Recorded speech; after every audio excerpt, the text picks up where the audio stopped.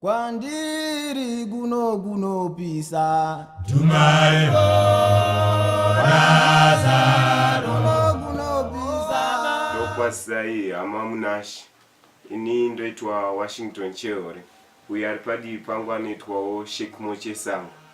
Isu tiri members Zvapupu ZvaJesu Apostolic Church Mondoro Apostles. Mufaro wangu hamamunashe kusangana nemutoo wakadai.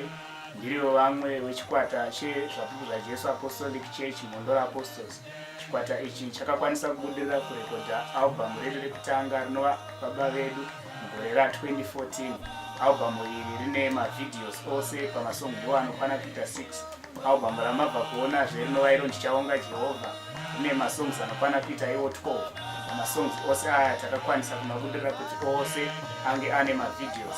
Saka tinokutendai hama nerutsigiro rwenyu kubva pane rekutanga kusvika nazvino munoramba muchititsigira kwedu tinogutsikana nazvo kudai maramba muchipfuurira mberi nemutoo.